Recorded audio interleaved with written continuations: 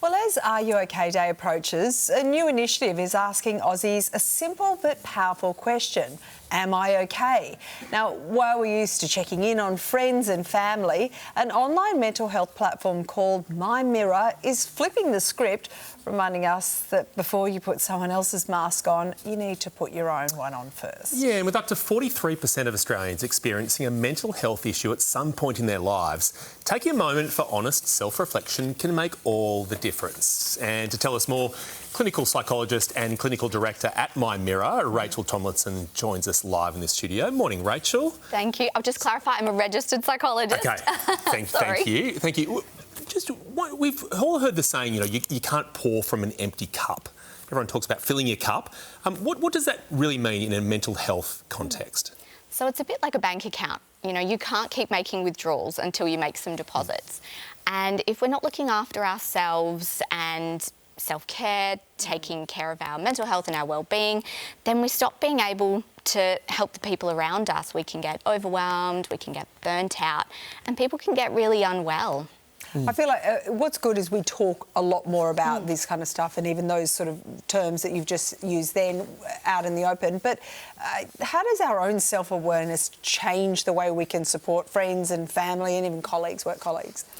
So we first have to be self-aware so that we know what's going on with us, and I guess that's what's behind that am I okay? Because if I know what's happening with me, I know where I'm at, I can be more resilient, and I can actually provide help that's really meaningful to the people that I care about. But at the same time, when we become more aware of our mental health and well-being, we become more empathic, we understand more, we have more compassion, and it helps us to be really present with people we care about. So maybe talk us through some of those signs that might suggest that you're actually not doing quite okay yourself.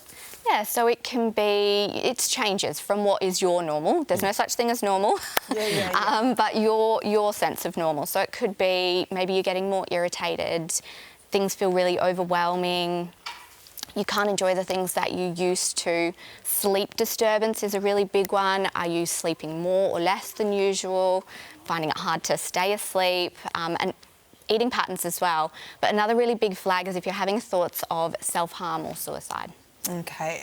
Can you tell us then about this free online check-in tool, how it can help us sort of reflect and reset?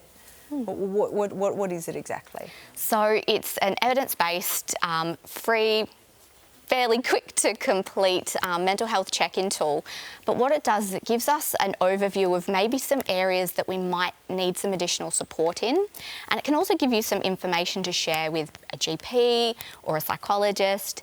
And then also something that we can track over time, so you can keep checking in and, how am I tracking and how am I travelling over time? Yeah. Is it true that there's a bit of a misconception that you almost need to be in crisis before you go and seek out help?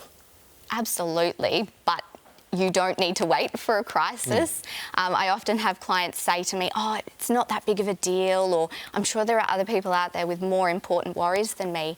But let's not get to that crisis. It's really important to address things as they come up, or to be really preventative and help build your resilience so that we don't end up in crisis. Yeah, there's so much focus on, taking care of our health, what we eat, but we still have a ways to go when it comes to taking care of, our brains and how we're feeling and thinking. Yeah, really great insights. Thank you, Rachel. Thank you. Thanks for joining us. And if you or anyone you know needs help, Lifeline is there to help on 1311 14 24 hours a day.